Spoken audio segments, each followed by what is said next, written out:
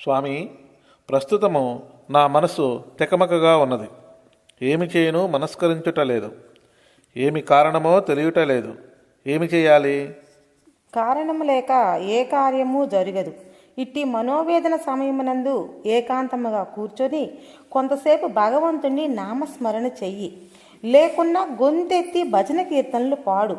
అవియూ కాకుండా పండుకొని బాగా నిద్రపో. తరువాత ఆలోచించవచ్చును. స్వామి, మరికొంతమంది మహాత్ములనే దూషించుతుందరు. వారి దూషణలు విన్న నా మనసు బాధపడుతుంది, కోపం వస్తుంది, ప్రశాంతత ఉండదు.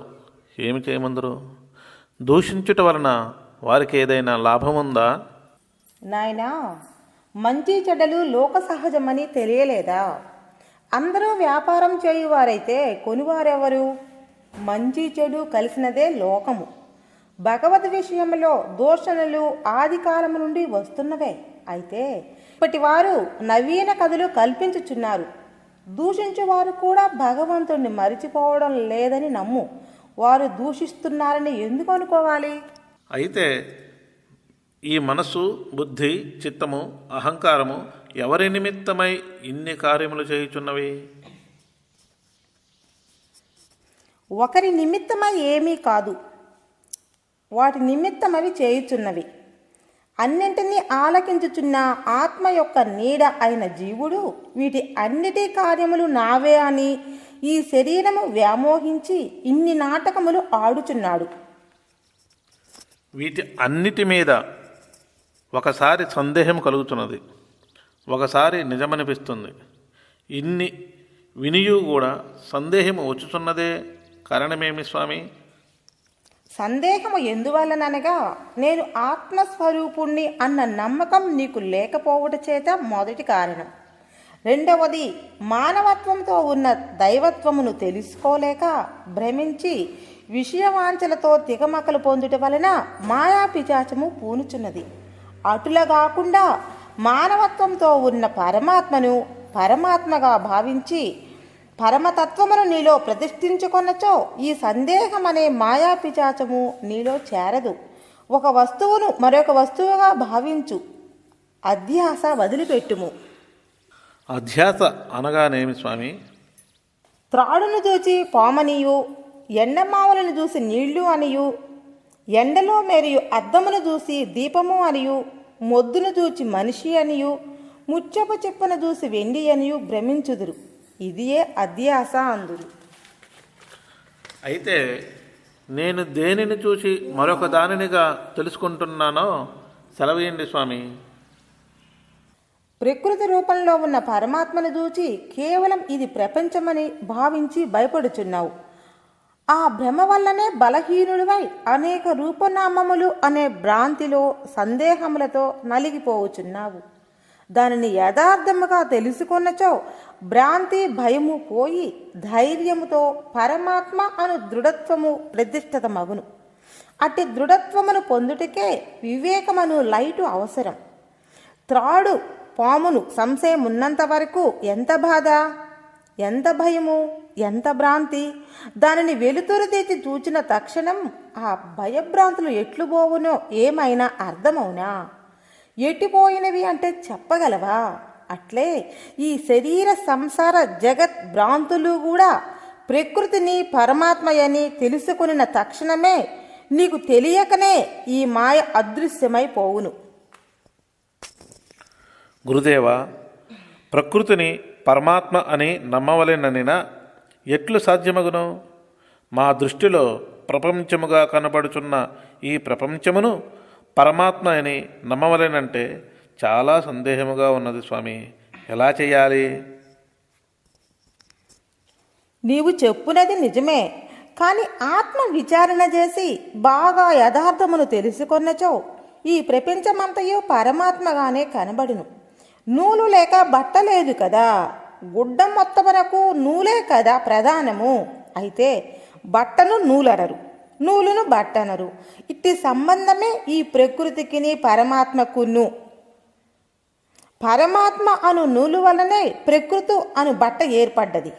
ఇప్పుడు నూలు వేరు, బట్ట వేరైనది కదా. కానీ నూలును ఒక విధముగా అనగా పూలదండలు కట్టుకొనుటకు ఉపయోగించుతాము. బట్టను ఒక విధముగా ఉపయోగించుకుంటాం. అంత మాత్రమున నూలు వేరు బట్ట వేరు అని తలంచరాదు. అట్లనే పరమాత్మను ప్రకృతిని వేరు వేరని తలంచరాదు. అయితే పరమాత్మ వల్ల ప్రకృతి అని, పరమాత్మ ప్రకృతి ఒకటేనని చెప్పితిరి. ఈ రెండు ఒకటే అయినచో జీవుడు అనున్నది ఎవరు? ఇదే తెలియని మాయ. నేను అను ఎరుకకు సంబంధించిన వాడు జీవుడు. ఇదే ప్రకృతి మాయ, భ్రమ అందురు. ఈ మాయతో కూడుకున్న భ్రమే ఈ మాయ జీవుడనని తలంచుచు దేహేంద్రియాదులను ఉపాధులతో కూడుకొని అహం చేత నేను నేను నేను జీవుణ్ణి అని వ్యవహరించుచున్నది. అయితే ఈ ఆత్మే జీవాత్మ, ప్రత్యేగాత్మ, చిదాత్మ, పరమాత్మ, కర్త, భోక్త అన్నీయూ ఇతడే. అయినను నేను పరమాత్మను అనుకోకపోవటమే మాయా భ్రమ. నేను జీవాత్మను కాదు పరమాత్మనని ఎందుకు అనుకోకూడదు? ఎన్నియో శాస్త్రములు బోధించుచున్నవి నీవు జీవుడివి కాదు పరమాత్మవు అని. అలాగే ఎందరో మహాత్ములు బోధిస్తున్నారు నీవు జీవుడివి కాదు పరమాత్మవు అని. మరి ఇవి అన్నీ నిజమని అనిపించడం లేదా? ఎందుకు నమ్మవు? అయితే వీనిలో జడమనున్నది ఏది? బుద్ధి మొదలు శరీరము వరకు ఉన్న పరిణామమెల్లను జడమనియే తెలుసుకొనవలేను, నమ్మవలెను. అయితే జడము లేక ప్రపంచము విడిగా లేదు. స్థావర జంగమనున్నది అంతయు ప్రకృతి పురుష సంయోగము వలన పుట్టినది అని తెలుసుకొనవలేను. నిజమునకు అంతియే. ఈ బుద్ధికి, మనస్సుకు, ఆత్మకు సంబంధము ఎట్లు? ఆత్మకి బుద్ధికి వేరే ప్రత్యేక సంబంధం లేనప్పటికీ ఆత్మ అతి పరిశుద్ధము, నిర్మలము, బుద్ధి పరిశుద్ధము. సూర్యుడు అద్దంపై ప్రతిబింబించినట్లా బుద్ధి యందు ఆత్మ చైతన్య ప్రకాశము పడును. అప్పుడు బుద్ధి ప్రకాశము మనసు మీద, మనసు ప్రకాశము ఇంద్రియముల మీద, ఇంద్రియముల ప్రకాశము దేహము మీద పడును. వీటి అన్నింటికీ ప్రకాశము ఆత్మ ప్రకాశమే కదా. అయితే ఆ ప్రకాశము తీసుకొని అద్దము వంటి బుద్ధి ఉండటం వలన కదా బుద్ధి ప్రకాశము మనస్సుకు, ఇంద్రియములకు, దేహమునకు అటువైపు ఆత్మలో ప్రకాశిస్తూ ఆత్మలో ఉన్నట్లుగా కనపడుచున్నది. అయితే ఆ నేను అను జీవునకు, ఇంద్రియములకు, దేహమునకు ఎటువంటి సంబంధము కలదు? ఇంద్రియములు, మనస్సు, దేహమున కంటేనూ కూడా నేను అనున్నది వేరుగానే ఉన్నది. దేహధర్మములు, ఇంద్రియ ధర్మములు, అంతఃకరణ ధర్మములను ఈ జీవుని యందు నేను అనున్నది ఆరోపించుచున్నవి. చూడు, నేను ఎర్రగా ఉన్నాను అని దేహధర్మమును, నేను మూగవాడనని ఇంద్రియ ధర్మమును, ఆశ, కోర్కెలు, అంతఃకరణ ధర్మములను ఆరోపించుచున్నాడు. కావున అసలు ఆ పరంజ్యోతి ఒక్కటే, అదే నిత్యము సత్యమైనది. ఒక్కటేనని బాగా తెలుసుకొని దృఢము చేసుకో. అది దృఢమైనప్పుడు నిత్యమేదో అనిత్యమేదో తెలుస్తుంది.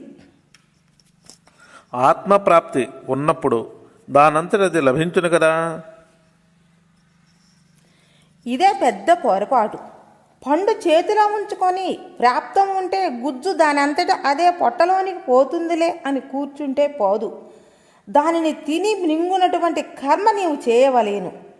ప్రాప్తి వలననే పండు నీ చేతికి చిక్కినది, కర్మ వలన దాన్ని అనుభవించవలేను. ఇందులో యథార్థము ఏది?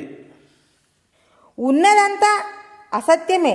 మాటలు, పాటలు, ఆటలు అన్నీయు అసత్యములే.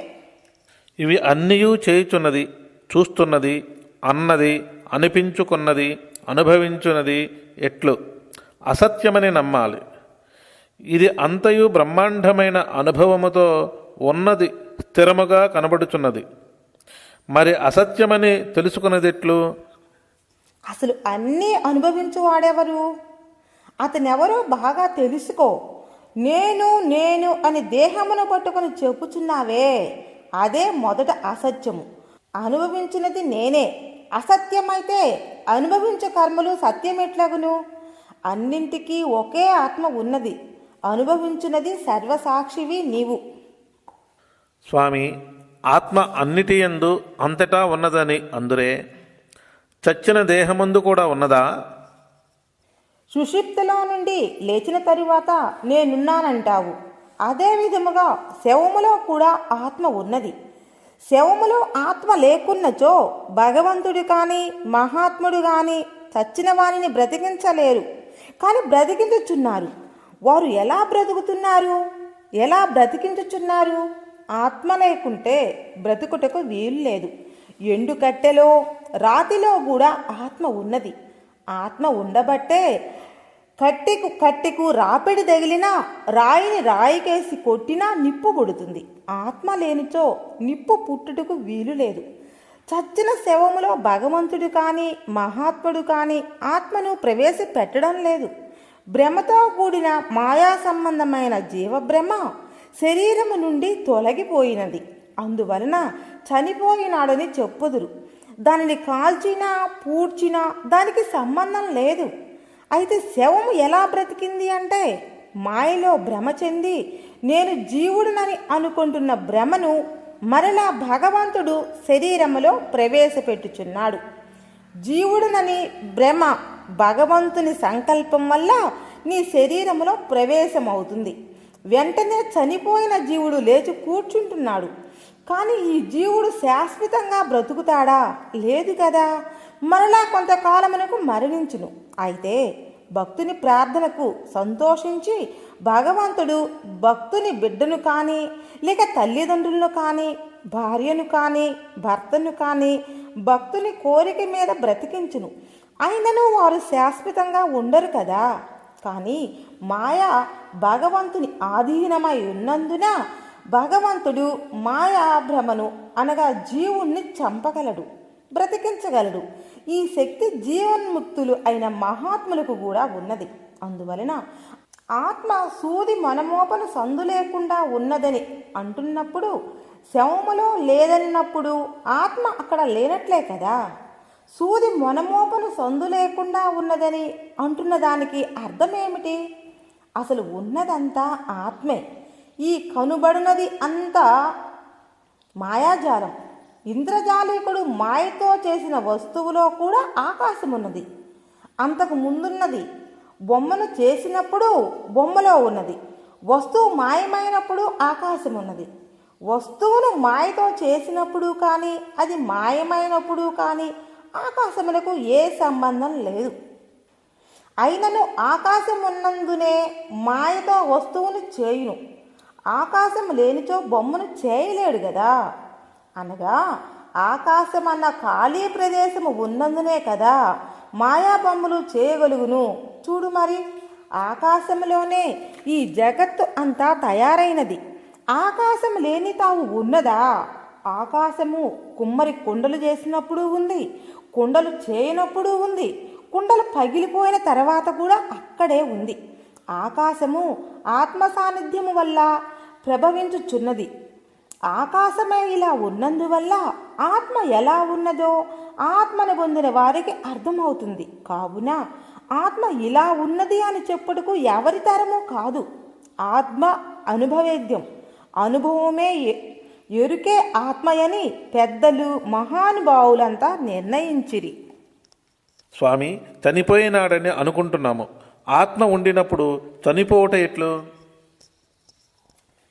నిజముగా విచారిస్తే చావు లేదు, బ్రతుకు లేదు.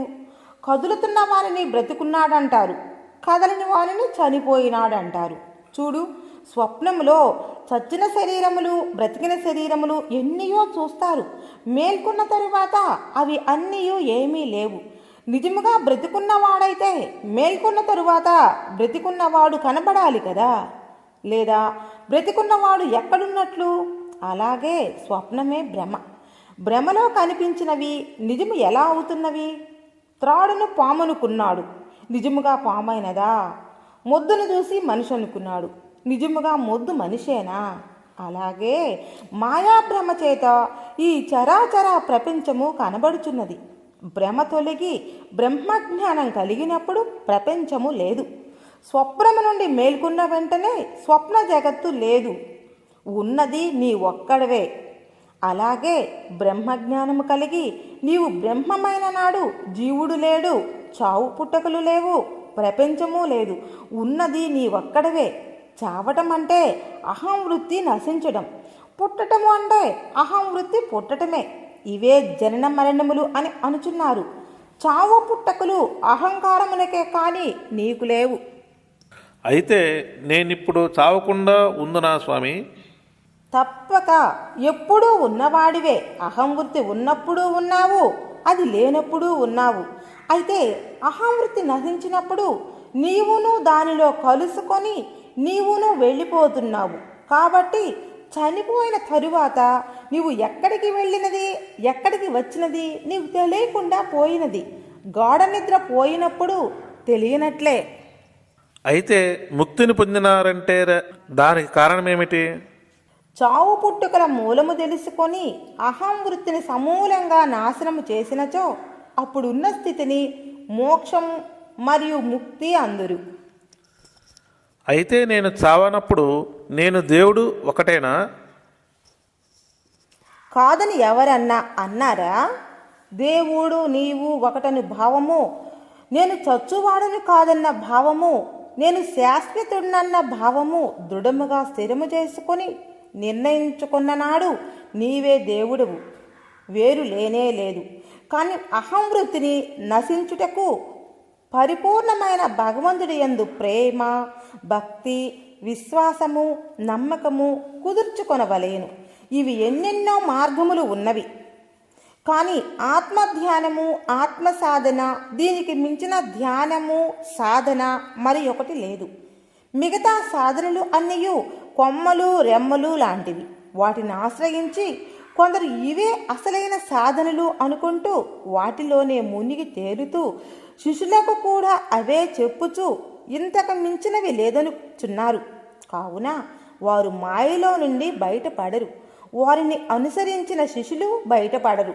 కావున నీవు ఇతరులనెవ్వరినీ నమ్మవద్దు. జీవన్ముక్తుడైన మహాత్ముణ్ణి నీ ప్రాణముతో సమానంగా నమ్మి వారి దయకు పాత్రుడవైనచో వారు మాయను మాయం చేయు మార్గము చూపుదురు. అట్టి గురువు చెప్పిన శిక్షణలో నియమము పథ్యము ఉండినచో మాయను త్వరలో జయించగలవు, ముక్తుడివి కాగలవు. అసత్యమైన ఆ సత్యమైన నేనులో ఐక్యమయ్యేటట్లు దానిలో చేరుటకు గురువు అనుగ్రహము ఉండాలంటారే. గురువు అనుగ్రహము లేనిదే ఐక్యము కాలేరా? గురువు ఊరికే నిన్ను అనుగ్రహించును, నీకు ముక్తి లభించును అంటే అలా వచ్చేది కాదు. గురువు ఎంతవరకు అనగా మాయను తొలగించుకునే మార్గము, ముక్తిని పొందే మార్గము తెలుపును. అదే ఆయన అనుగ్రహం. నీ మీద అనుగ్రహము ప్రేమ లేనిదే తెలపరు, లేక నీకు దానికి తగిన అర్హత లేనప్పుడు తెలుపరు. నీకు తగిన అర్హత ఉండి ఆయన తెలపటమే అనుగ్రహం. డాక్టర్ చాలా బుద్ధిమంతుడైన ఎడల నీ మీద ప్రేమ చేత నీ జబ్బు బాగా పరీక్షించి మంచి మందులు వాడును. ఇంకా మందులకు అయిన ఫీజులు డబ్బు తీసుకొనకుండా జబ్బు నయం చేయును. కానీ మందులు తినవలసిందే, పచ్చం ఉండవలసిందే. డాక్టర్కు నీ మీద ఎంత ప్రేమ ఉన్నా మందు తినకుండా పచ్చం ఉండకుండా జబ్బును తగ్గించలేడు కదా. అలాగే గురువుగారు నీవు నియమము నిష్ఠ పథ్యము ఉండకుండా ఏమీ చేయలేడు. కావున మాయామోహముతో కూడుకున్న జీవభ్రమ నశించే వరకు చెప్పే గురువు ఉండవలేను, వినే నీవు ఉండవలేను. ఆ మోహాంధకారము వీడిపోయిన తరువాత చెప్పేది లేదు, వినేది లేదు, అంతా ఒక్కటే బ్రహ్మము. అయితే ఈ భ్రాంతి, సంసార శరీర భ్రమ, భార్య పిల్లల మీద భ్రమ ఎంత పోగొట్టుకోదలుచుకున్నా పోవటము లేదు. ఎలా చేయను స్వామి? ఈ భ్రాంతి భ్రమ మాయకున్న మర్మం మహాత్ముడైన గురువు దగ్గర బాగా విచారణ చేసి తెలుసుకొని పరిపూర్ణమైన వైరాగ్యం కలిగి గురువు చెప్పిన మంత్రజపము ఆత్మధ్యానము చేసినచో ఈ భ్రాంతికున్న మర్మము తెలుస్తుంది. దానిని పోగొట్టుకొనగలవు. తలనొప్పి వచ్చిందనుకో డాక్టర్ ఇచ్చిన మందు వేసుకొని పోగొట్టుకుంటావు. అప్పుడు మామూలుగానే ఉంటాడు.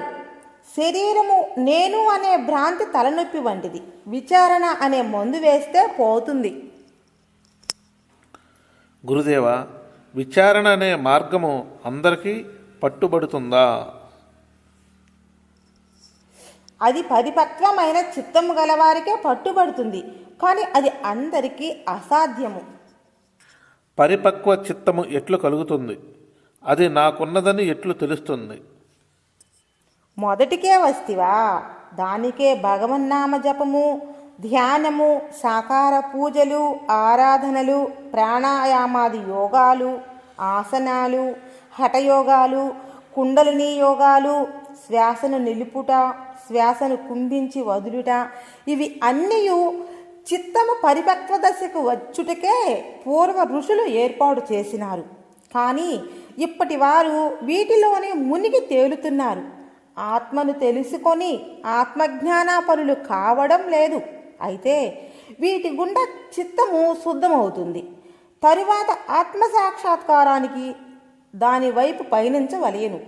కానీ కొంతమంది మొదట్లోనే ఏ సాధనలు చేయకనే ఆత్మను తెలుసుకోవలెనని ఆదుర్తాతో గురువును ప్రశ్నించుచున్నారు. వీరు కొంతవరకు చిత్తశుద్ధి కలిగిన వారని తెలియదగును. గురువుగారు వీరిని కూడా బాగా పరీక్షించి కొంతకాలం వేచియుండి బ్రహ్మోపదేశము చేయును. దానికి తగిన మార్గమును తెలుపును. అయితే సంపూర్ణ జ్ఞానికి ఇవన్నీ అవసరము లేదా? సంపూర్ణ జ్ఞాని అనగా పూర్వజన్మలలో ఈ కర్మలన్నీ పూర్ణంగా చేసిన వాడైనందుకు ఈ జన్మలో పుట్టకతోనే వీటితో సంబంధం లేక సంబంధము పెట్టుకోక ముప్పాతిక జ్ఞానం కలిగిన పూర్తి ఆత్మజ్ఞానం కొరకు చిన్నతనమునందే మహాత్ముడైన గురువు వద్ద చేరి పూర్ణ జ్ఞానమును తెలుసుకునినందున అతనికి లోకం అవసరం లేదు. కావున ఇవి అన్నీ అతనికి అవసరం లేదు. అట్లయినా చాలామందిని జ్ఞానులు జ్ఞానులు అంటారే, వారెవరో? ఊరికే వారిని జ్ఞానులని శిష్యులందరే కానీ పూర్ణ జ్ఞానులు కారు. శిష్యులు ఇలాంటి గురువులను అడ్డం పెట్టుకొని వారు బాగా డబ్బు సంపాదించుకుంటూ గురువుకు కొంత ఇచ్చుచూ వారిని పొగుడుతూ ఉంటారు. సంపూర్ణ జ్ఞానులకు దీనితో అవసరం లేదు. అవసరమైనది భగవంతుడే సమకూర్చును. కానీ పై జ్ఞానులు మానవతా జ్ఞానులు కానీ యథార్థ జ్ఞానులు కారు. అయితే మానవుల వల్లనే కదా ఈ మహాత్ములకు అవసరమైనది భగవంతుడు సమకూర్చుచున్నది. అది అయినా వారికి అవసరమై తీసుకొనుచున్నారు కదా. జ్ఞాని నాకు ఇవి కావాలని ఎవరిని కోరడు. కోరకున్నను భక్తులు కొంతమందికి ఆ మహాత్ముని చూచిన తోడనే ఈ మహాత్ముడికి ఏదో నాకు తోచిన పారితోషికం ఇచ్చి నా పాపం పోగొట్టుకొనవలెనని కానీ ఊరికే ఆ మహాత్ముడికి ఇవ్వవలెనని కానీ బుద్ధి పుడుతుంది. ఆ మహాత్ముడు వద్దన్నను అక్కడ పెట్టిపోవుదురు. కానీ ఈ భక్తులు ఆయన మహాత్ముడు అన్నారు, నన్ను ఇంత డబ్బు అడిగినాడు లేదా శిష్యుల చేత అడిగించినాడు, తప్పక కాస్తో కూస్తో ఇవ్వవలసి వచ్చిందని బాధపడరు. ఇచ్చినందుకు ఎంతో సంతోషపడెదరు. దాని గుండా మీరు ఎంతో మేలు పొందెదరు. యథార్థ జ్ఞానులు ఎటువంటి వారు స్వామి? యథార్థ జ్ఞానులు కేవలం జ్ఞానస్థితిని అనగా వారు పాలలో పాలవలే, నూనెలో నూనె వలె, నీటిలో నీటి వలె లీనమైనట్లు స్థూల శరీర పతనానంతరం ఆత్మలో లీనమైపోవును. కొంతమందికి మాత్రం కొన్ని సంస్కారములు మిగిలి ఉండును. ఆ సంస్కారములే సంకల్ప రూపములుగా నిలిచియుండును. ఆ సంస్కారములు తీరేంతట వరకు ఇష్టము లేకున్నను ఇష్టమున్నను దేహముతో లోకములో సంచరిస్తూ ఉందురు. అదియును భగవత్ సంకల్పం వల్లనే. వారినే దైవాంశ సంభూతులు అనియు దేవుడనియు అందురు. అటువంటి మహాత్మునకు కూడా ఉపాధి ఉంటుందా? లేకపోతే పనులు ఎట్లా జరుగును? లోకములో ఉన్న ఆ మహాత్ములందరినీ అక్కడక్కడ భగవంతుడే నిర్ణయించి వారి చేతనే లోకమునకు ఆధ్యాత్మిక బోధలు అందింపజేయుచున్నాడు. అదే వారి సంస్కారము కానీ వారి కోసరం వారి ఇష్టానుసారం సంస్కారములు లేవు. జ్ఞానము లేకున్నను వైరాగ్యమున్నంత మాత్రమున ముక్తి కలుగునా? కొంతమంది వైరాగ్యం ఉంటే చాలంటున్నారు. ఇది ఎంతవరకు నిజము? నాయనా, పక్వము కాక పండు అగునా. జ్ఞానము లేక వైరాగ్యం లేదు, వైరాగ్యము లేక మోక్షము లేదు. అయితే ఇందులో భక్తి ఏది స్వామి? జ్ఞానమునకు మునుపు భక్తి రూపముగా నుండును. మొదట భక్తే ప్రధానము. భక్తికి ముందు అనురక్తిగా ఉండును. అనురక్తి అనున్నది పువ్వు, భక్తి అనున్నది కాయ. పక్వము అనున్నది జ్ఞానము, ముదిరిన కాయ వైరాగ్యము అనున్నది పండు. ఈ మూడు ఒకటి లేక ఒకటి జరగదు. అన్నింటికీ ప్రధానము అనురక్తి అను పువ్వు. అది భక్తి అను కాయగా మారిన తరువాత జ్ఞాన వైరాగ్యములను పక్వ ఫలములు తమంతట తామే స్వరూపములు పొందును. అంతవరకు ఆ భక్తి అను కాయను కాపాడుకుని విధానమే పైన చెప్పిన జపధ్యాన ప్రార్థన యోగ సాధనలు. అయితే అంతా ఒక్కటే అను భావం మాత్రం దృష్టిలో దృఢము చేసుకోవలయును. గురుదేవా, లౌకిక వ్యవహారములు తప్పటం లేదు, మర్యాదలు తప్పటం లేదు. వాటిని అనుసరించి అయినా నాది అనవలసి వస్తుంది. అప్పుడేమి చేయవలయను? అవును, అనవలసి వినవలసి చేయవలసి వస్తుంది. అంత మాత్రమున అన్నీ నేను అనుకొని వాటిలో కలిసిపోవలసిన అవసరం లేదు కదా. బండిలో కూర్చొని వెళ్ళుచున్నాము, అయితే బండి నేను అనుకుంటామా? పని మనిషి అంట్లు దోముతుంది, గుడ్డలు ఉతుకుతుంది, ఇళ్ళు ఊడుస్తుంది, అన్నం వండుతుంది, కూరలు చేస్తుంది. కానీ ఇవి అన్నీ నావే అని అనుకుంటుందా? వీటిని ఏ ఒక్కటైనా తీసుకుపోగలుగుతుందా? అన్నం కూరలు చేసి ఉంచే వరకే పని మనిషి పని. తుదకు భిక్షగానికి ఒక పిడికెడు అన్నం పెట్టుటకు కూడా అధికారం లేదు. ఒక చిన్న స్పూను నాదనుటకు ధైర్యం లేదు. కానీ సర్వము తానే చేస్తుంది. వీటి మీద నాకు అధికారం లేదని తెలుసు, ఇవి నావి కాదని తెలుసు. అయినను ఎంతో శ్రద్ధతో పనులన్నీ చక్కగా చేస్తుంది.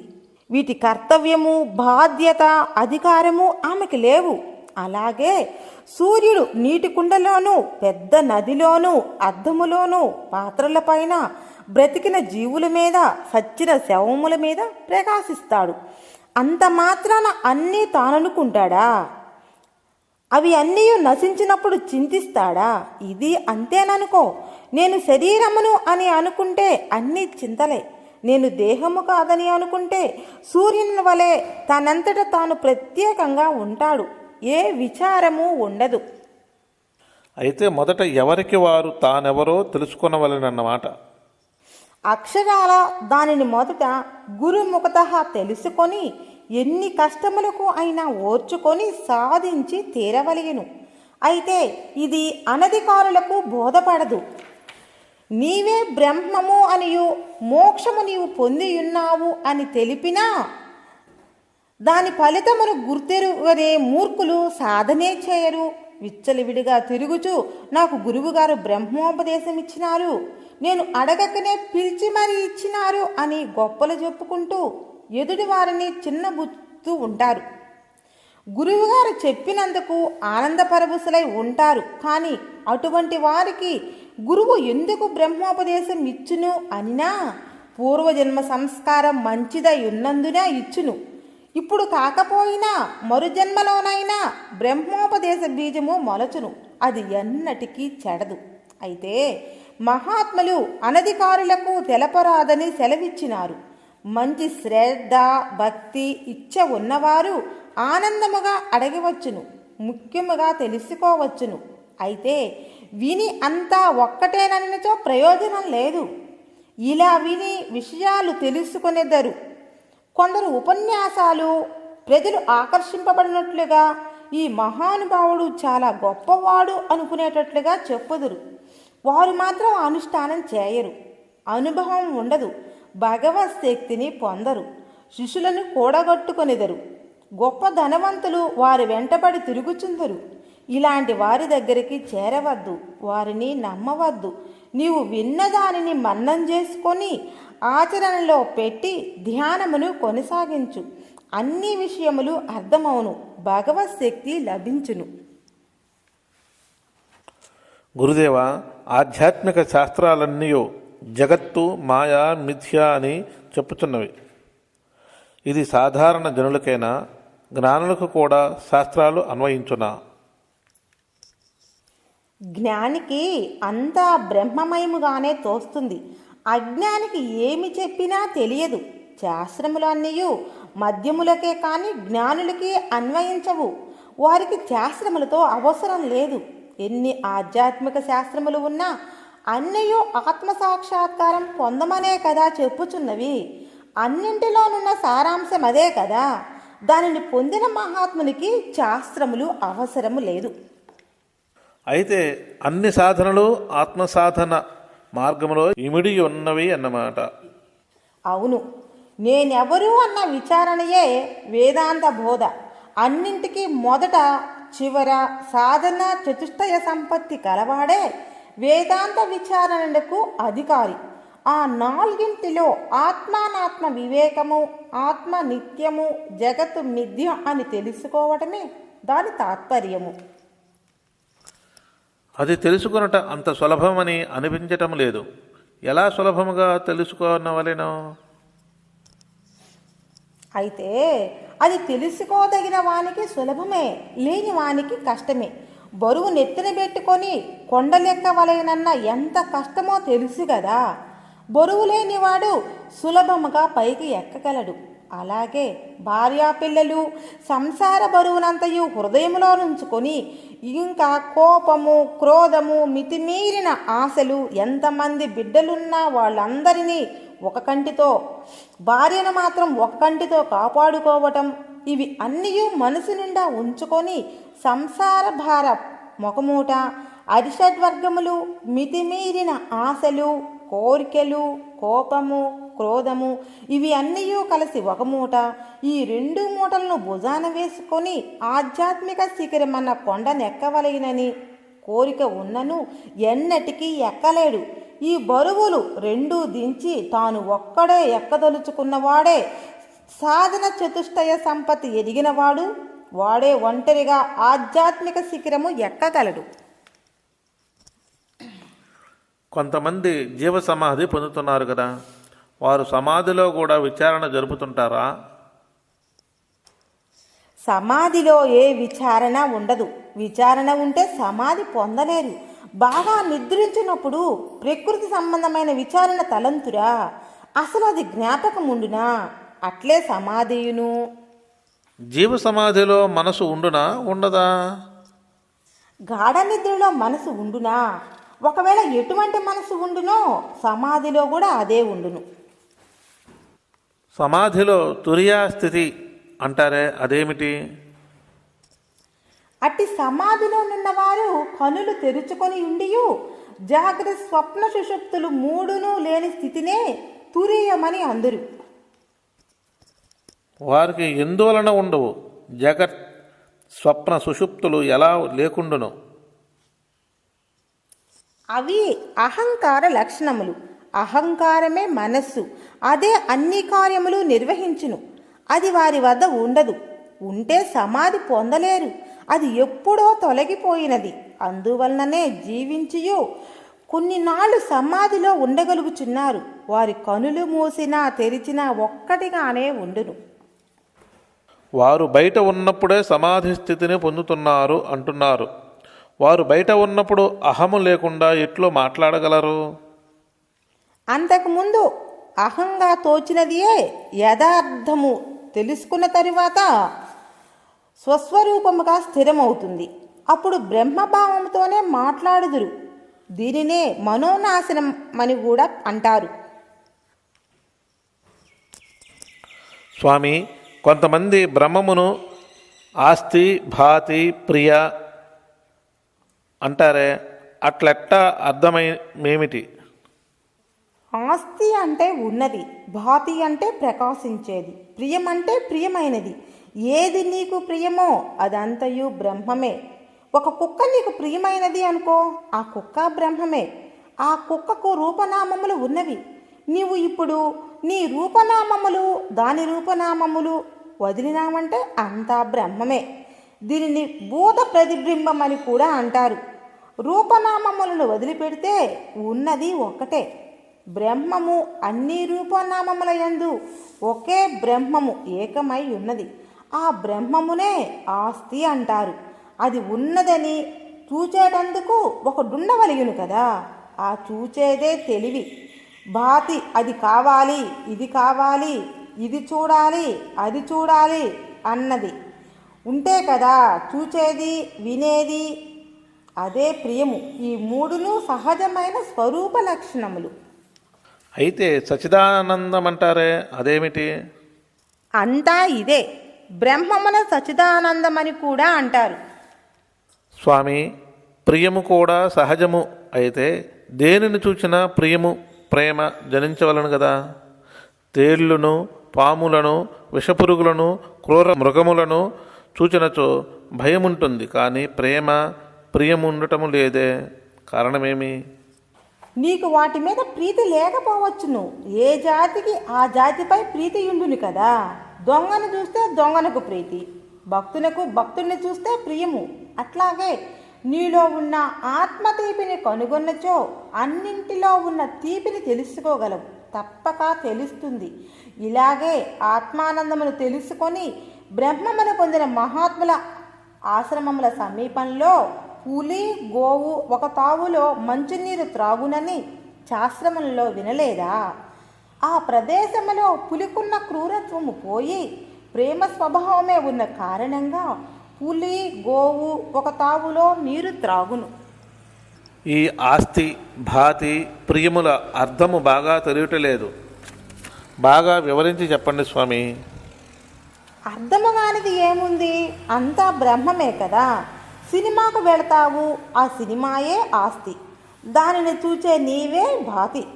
నామరూపములతో సినిమా జరుగుచున్నది. దానిని చూచి ఆనందపడినదియే ప్రియము. ప్రీతి, ప్రేమ అదే నీవు. అంతా నేనే. అయితే ఇక్కడ ఒక విషయం తెలుసుకోవలేను. ఒక చిన్న రంధ్రము గుండా వచ్చే సన్నని కాంతితో తెర మీద బొమ్మలను చూస్తాం. కానీ ఆవరణమంతా పెద్ద వెలుతురుతో నిండుకున్నప్పుడు తెర మీద బొమ్మలు కనబడునా? మిట్ట మధ్యాహ్నం పట్టపగలు సూర్యుని తేజస్సులో సినిమా తెర మీద బొమ్మలు కనబడునా? అదే 10 మంది సూర్యుల తేజస్సు ఒకేసారి భూమి మీదకు వస్తే భూమి, ఆకాశము, ప్రపంచము కనబడదు. ఒకే ప్రకాశము కనిపించును, కానీ ఇళ్ళు, చెట్లు, మనుషులు ఏమీనూ కనిపించవు. రాత్రిపూట రోడ్డు మీద ఒక బస్సు ఎదురుగుండా వస్తుంది. అది దగ్గరికి వచ్చే కొద్దీ బస్సు కానీ పక్కన ఉన్న వస్తువులు కానీ ఏమీనూ కనిపించవు. ప్రకాశం ఒక్కటే కనిపించును. అదే విధముగా మనస్సు అనే చిన్న రంధ్రము ద్వారా చూస్తే నానా విధములు అయిన నానా రంగులలో ఉన్న ప్రపంచం కనబడును గదా. ఆత్మజ్ఞానం అనే పెద్ద లైటుతో చూస్తే అంతా ఒక్కటే వెలుతురు, అనగా ఒకే బ్రహ్మముగా కనిపించును. తెలిసినదా? వర్తమాన ప్రతిబంధాలు అంటారు, అవి ఏమి స్వామి? వర్తమాన ప్రతిబంధములనగా 1 విషయాసక్తి లక్షణము అని, 2 కుతర్కమని, 3 ప్రజ్ఞామాంద్యమని, 4 విపర్యాస దూరాగ్రహమని 4 విధములుగా ఉన్నవి. అందులో 1 విషయాసక్తి అంటే విషయాల మీద గాఢమైన ప్రీతి. 2 కుతర్కమనగా గురువులు బోధించు అర్థమునకు విపరీత అర్థము తీయుట. 3 ప్రజ్ఞామాందమనగా గురువులు చెప్పిన అర్థజ్ఞానములు బుద్ధికి ఎక్కకుండుట. 4 దూరాగ్రహం అంటే నేను విద్యావంతుడను, పండితుడను, నేనే గొప్ప ధనవంతుడను, నాకంటే గొప్పవారు లేరు, నేనే తెలివి కలవాడను, ఎవ్వరినీ లెక్క చేయకుండుట. ఇవి ఆత్మకు వర్తమాన ప్రతిబంధకాలు. భావి, ప్రీతి, బంధికం అంటే ఏమిటి స్వామి? అది పాపకర్మల వల్ల ఎప్పుడు వచ్చేవి తెలియకుండానే వస్తుంది. అయితే ఇవి తెలిసేది ఎట్లు స్వామి? అది అందరికీ సాధ్యం కాదు. సన్నిహిత పాపకర్మ ముముక్షువులైన వారికి కొంతవరకు రూఢమై దయారూపమైన ఆసక్తిని పుట్టించును. దానినే భావి ప్రతిబంధకము అని తెలుసుకోవాలి. అనగా ఎదుటివారు ఎంత పాపిష్టులైనా దుర్మార్గులైనా వారు కళ్ళనీళ్ల పర్యంతరము ప్రార్థించగా వారి మీద దయారూపమైన ఆసక్తి పుట్టించును. మహాత్ములు వారిని క్షమించి వారి మీద దయ చూపించుదురు.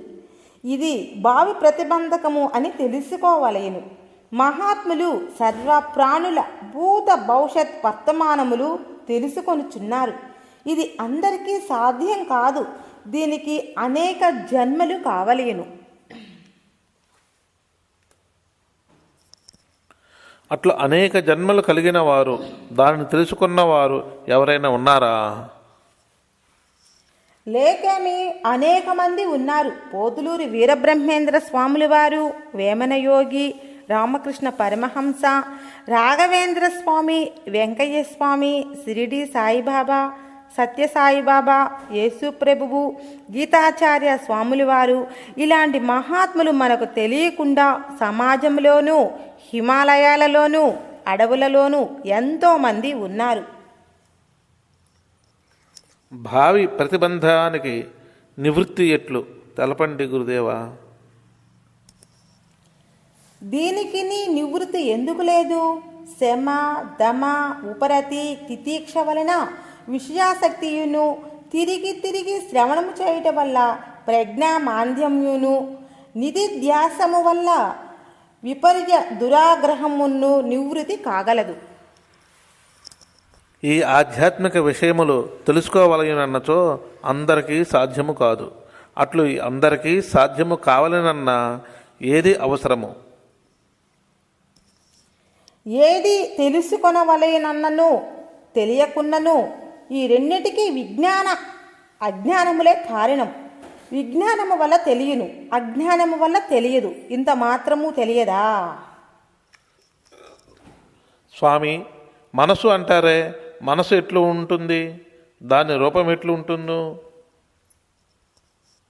మనసుకు తలంపులు సంకల్పాలే రూపము. ఆ తలంపులకు సంకల్పాలకు మూలము తెలుసుకుంటే బంధము ఉండదు. అయితే ఆ మూలమేది సెలవయ్యండి స్వామి. ఆ మూలమే తాను. నేను నేను అంటున్నారే, ఆ తానే, ఆ నేనే మూలము. తన్ను తాను తెలుసుకుంటే ఎన్ని తలంపులు రాని రాకపోని తన్నేమీ చేయలేవు. గురువుగారు, ఆత్మ ఎలా పుట్టింది? ఎందుకు దానికి చావు లేదు? ఆత్మను మనము చూడలేము అని ఎలా అనుకుంటున్నాము? దీనికి రూపం ఉంటుందా లేదా? మనము చనిపోయినప్పుడు ఆత్మ ఎక్కడికి చేరుతుంది? భూమి మీద మనం ఇల్లు కట్టుకుంటాము. ప్రతి ఇంట్లోనూ హాల్లో హాలు రూపంగా, గదిలో గదుల రూపంగా ఆకాశము కనపడుతుంది. ఆకాశం అనేదే లేకపోతే నేల ఉండదు. నేల మీద ఇళ్ళు ఉండవు. ఇంట్లో ఉండే ఆకాశము హాలు గదుల రూపంలో ఉంటుంది. కానీ ఆకాశానికి పుట్టుకే లేదు కదా. ఆత్మ కూడా శరీరము పుట్టినప్పుడు జీవునిగా కనపడుతుంది. ఆత్మకు మాత్రం పుట్టుక లేదు, అంటే చావు కూడా లేదు. పుట్టేది శరీరమే, పోయేది శరీరమే. మనకు శరీరం ఉన్నంతకాలం ఇటు అటు తిరుగుతూ ఉంటుంది. అలాగే మనసు, బుద్ధి కూడా పనిచేస్తున్నాయి. వీటి అన్నింటిలో ప్రాణంతో ఉండే దానిని ఆత్మ అన్నారు. బల్బులో ప్రకాశాన్ని, రేడియోలో పాటని, టీవీలో సినిమాను చూపించేది కరెంట్ అయినట్లుగా. అయితే కంటికి కరెంటు కనిపించదు, ఆయనను ఉన్నదో లేదో గుర్తించగలం. ఎలా అనినా బల్బు వెలిగితే కరెంటు ఉన్నది అంటాం. అలాగే శరీరం కదులుతూ, మాట్లాడుతూ, తింటూ, వింటూ ఉంటే బ్రతికి ఉన్నాడు అంటారు. దానికి మానవ పరిధిలో జీవుడు బ్రతికి ఉన్నాడు అంటారు. కానీ నిజానికి అది ఆత్మ. అది దానికి సచ్చిదానంద రూపము అన్నారు. వేరే రూపం లేదు. ఆత్మ యొక్క చైతన్యము, దాని సత్తా శరీరములోనూ, దాని ఆనందము మనస్సులోనూ, జ్ఞానము బుద్ధిలోనూ వ్యక్తమవుతుంది. బల్బ్ ఫ్యూజ్ పోయినప్పుడు కరెంటు ఉన్నా వెలుతురు లేదు. ఆ శరీరము యొక్క ఆయువు తీరిపోయినప్పుడు శరీరము పడిపోతుంది. ఆత్మ అక్కడే ఉంటుంది. కానీ చనిపోయినాడంటారు. ఆత్మ ఎక్కడికి పోదు, రాదు. పూర్వజన్మలో ఉన్న రూపం మరుజన్మలో ఆ రూపం ఎందుకు రాదు? పూర్వజన్మలోని శరీరము అప్పుడున్న సంస్కారాలు, పుణ్యపాప ఫలాన్ని బట్టి ఏర్పడుతుంది. ఆ జన్మ ఆఖరయ్యేలోగా మనం ఎన్నో కొంత సంస్కారాలు, పాపపుణ్యాలు సంపాదించుకున్నాం. పాతవి వాటి వెనకాల కర్మఫలం ఖర్చు అయిపోతుంది. అప్పుడు కొత్త కర్మఫలం ముందుకి వస్తుంది. అందువలన ఆ ఫలానికి తగిన జన్మ ఇప్పుడు వచ్చినది. ఇప్పుడు కూడా అంటే ఈ శరీరంలో వచ్చిన కర్మఫలము ఇప్పుడు మరలా కొత్త కొత్త కర్మలు, పాపపుణ్యములు మరలా చేస్తున్నాం. కాబట్టి మరలా జన్మలో ఈ శరీరం రావాలని ఏముంది? పుణ్యపాప కర్మలకు తగిన శరీరం వేరే రావచ్చు. మొరటు మనసు సున్నితమైన మనసుగా మారగలదా? ఎందుకు మారదు? మనసు వెనకాల ఉన్న సంస్కారాలు ఉత్తమముగా మారితే సున్నితంగా తయారవుతుంది. సులభంగా దేవుడిని తెలుసుకోవడానికి మేము ఏమి చేయాలి? నీవు లెక్కలను నేర్చుకోవాలనుకుంటే లెక్కల పుస్తకం చదువుతావు. ఇంగ్లీష్ నేర్చుకోవాలనుకుంటే ఇంగ్లీష్ పుస్తకం చదువుతావు. అలాగే దేవుడు కావాలంటే దేవుడు చెప్పిన భగవద్గీతను చదివి బాగా అర్థం చేసుకొని అందులో చెప్పినట్లుగా చేస్తే దేవుణ్ణి సులభంగా తెలుసుకోవచ్చు. లేదా రామాయణమో, భాగవతమో, లేక పాండురంగ భక్త విజయమో చదువు. పాండురంగ భక్తులు పాండురంగణ్ణి ఎలా సేవించి ఆయనలో ఐక్యమైనారో తెలుస్తుంది. నీవును అలాగే చెయ్యి. త్వరలో దేవుణ్ణి తెలుసుకోగలవు. భగవంతునికి రూపం లేకపోతే ఎలా మాట్లాడతాడు? కరెంటుకి రూపం లేదు, అయినా బల్బులోకి వచ్చి ప్రకాశంగా వెలుగుతుంది. రేడియోలోకి వచ్చి పాడుతుంది. టీవీలోకి వచ్చి నటింప చేస్తుంది. అలాగే మన రూపాల్లో ప్రవేశించి మన నోళ్లతో మాట్లాడతాడు. చెట్లకు, పశువులకు కూడా ఆత్మ ఉంటుందా? కేవలం మనుషులకు మాత్రమేనా?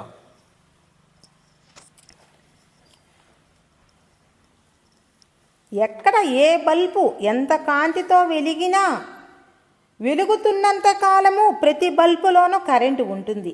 అలాగే ఎంత చిన్న ప్రాణి అయినా ప్రతి ప్రాణిలోనూ ఆత్మ ఉన్నది. ప్రాణం ఉన్నంతకాలం ఆత్మ ఉన్నట్లే అని అనుకోవాలి. ఆత్మ ఒక్కొక్క శరీరంలో ఒక్కొక్క ప్రాణిగా కనపడుతుంది. చెట్లుగా, పశువులుగా ఉన్న రూపాలన్నీ వాటిలో కూడా ఆత్మ ఉండబట్టే అలా రూపాలతో కనపడుతున్నవి.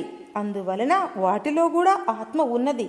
అయితే కొంతమంది పశువులలో ఆత్మ లేదని చెప్పుచూ పశుహింస చేయుచున్నారు.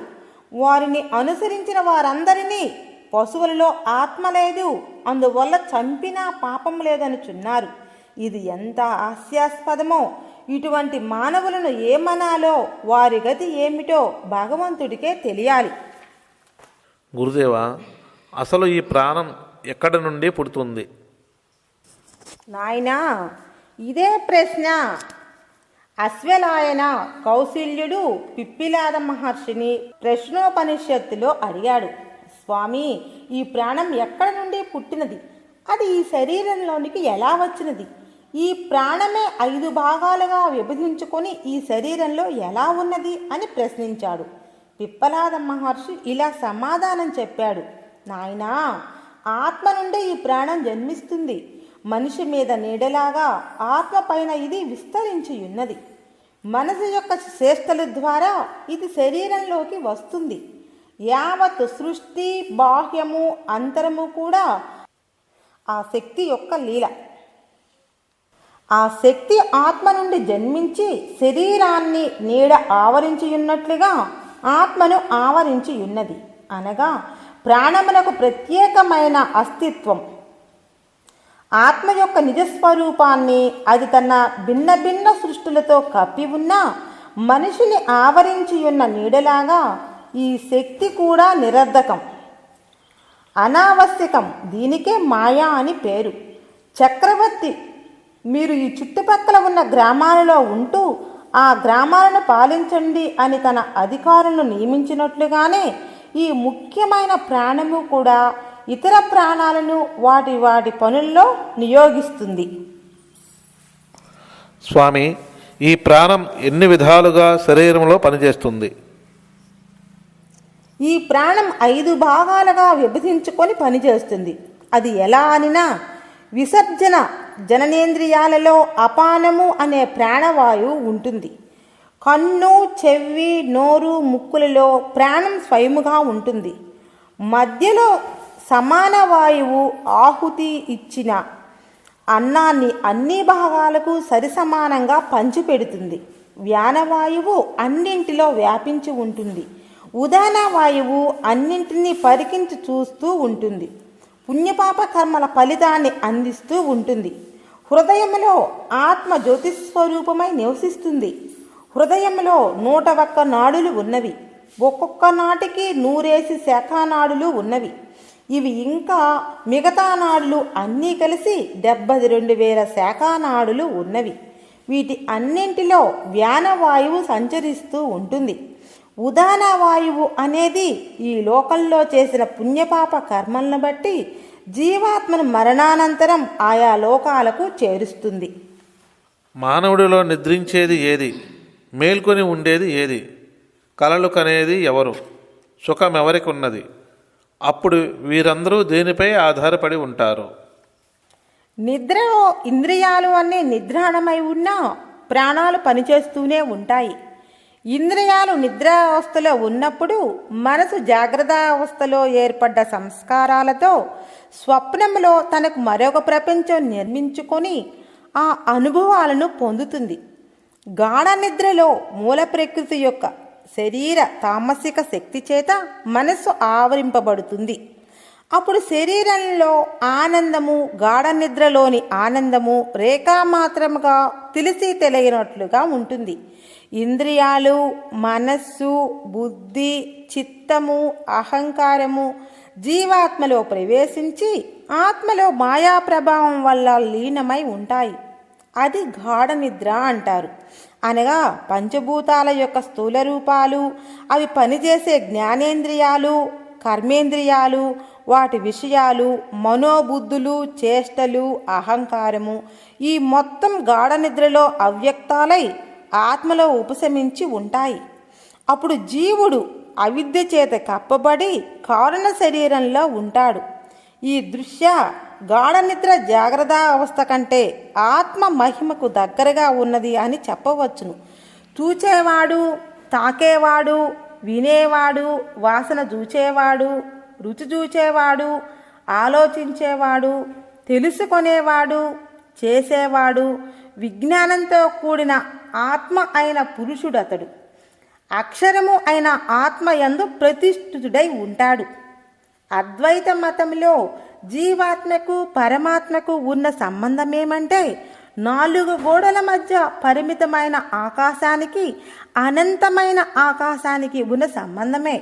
నీడలేనిది, రంగులు లేనిది, స్వచ్ఛమైనది, వినాశరహితమైనది, దానికదే ఆధారమైనది, సర్వోత్కృష్టమైనది అయిన ఆత్మను అందుకున్నవాడు సర్వజ్ఞుడవుతాడు, సర్వంలోనూ ప్రవేశిస్తాడు. స్వామి, చాలా లోతు విషయాలు తెలిపారు. కానీ ఇన్ని విషయాలు ఆత్మను గురించి తెలిసినా నా మనసు ఒకరోజు ఆనందంగా ఉంటుంది, ఒకరోజు దుఃఖంగా ఉంటుంది. దీనికి కారణమేమి? ఇది మనసుకు ఉండే స్వభావం. బాహ్య ప్రపంచంలో ఎప్పుడూ ఏదో ఒక సంఘటన జరుగుతూనే ఉంటుంది. పంచేంద్రియాలు వాటిని తెలుసుకుంటూ లోపలికి వార్తలు పంపుతాయి. మనసు వాటిని గమనించి తనకు కావాలనుకున్న వాటి మీద లగ్నమవుతుంది. అది దొరుకుతుందా లేదా అని ఒక సందేహము, అది దొరకాలని ప్రయత్నం చేస్తుంది. దొరికితే ఆ రోజు సంతోషంగా ఉంటుంది, దొరకకపోతే దుఃఖిస్తూ విచారగ్రస్తమై ఉంటుంది. అప్పుడప్పుడు బయట జరిగే వాటి మీద సంబంధం లేకుండానే మనసు ఒక్కొక్క రోజు గుబులుగా ఉంటుంది. ఇది రజోగుణ సంబంధం చేత ఇలా ఉంటుంది. ఒక్కొక్క రోజు మిన్ను విరిగి మీదబడ్డ ధైర్యంగా ఉంటుంది. ఒక్కొక్క రోజు చిన్న చిన్న విషయాలకే తల్లక్రిందులైపోతుంది. దీనికి కారణం మనలోని వాసనలు. సాత్విక వాసనలు ప్రబలంగా ఉన్న రోజున మనసు నిర్విచారంగా ధైర్యంగా ఉంటుంది. ఎక్కడన్నా గొడవలు జరుగుతుంటే అక్కడికి వెళ్ళటానికి బుద్ధి పుట్టదు. వెళ్ళినా దూరంగా ఉండి విషయాలు గమనించి వెనక్కి తిరిగి వస్తుంది. రజోగుణ వాసనలు ప్రబలంగా ఉన్నప్పుడు మహా ఆవేశపడుతుంది. గొడవలు జరిగే తావుకు పరిగెత్తుకుపోయి తలదూర్చి అక్కడ ఆవేశంతో 2 చివాట్లు పెట్టి 10 చివాట్లు తిని వెనక్కి వచ్చి అక్కడికి నేను ఎందుకు పోవాలి, వారి చేత 4 చివాట్లు ఎందుకు తినాలి అని అనుకుంటూ బాధపడుతుంది. తమోగుణ వాసనలు ఎక్కువగా ఉన్నప్పుడు అయోమయంగా ఏ ప్రతిస్పందన లేకుండా బండబారి నాకెందుకులే, ఎవరెక్కడ తెస్తే నాకేమి అని కదలదు మెదలదు. ఒకవేళ తామసంలో రాజసం కలుసుకొని వెళితే వెళ్ళిన వెంటనే మంచి చెడులు తెలుసుకోకుండా ఎవరినో ఒకరిని 4 తిట్లు తిట్టి ఒకరి మీద చేయి చేసుకుంటాడు. ఊరకుండలేడు. మిగతా వారు మా వాడిని కొడతావరా అని నలుగురు కలిసి బాగా వీపు వాయిస్తారు. శరీరం మీద దెబ్బలు పడేటప్పటికీ తామసం తగ్గుతుంది. వెనక్కి వచ్చి బాధపడతాడు. కాబట్టి మనసు ఒకసారి ఉన్నట్లుగా ఒకసారి ఉండదు. మనసు వాసనల కారణంగా మారుతూ ఆశా నిరాశల మధ్య ఊగిసలాడుతూ ఉంటుంది.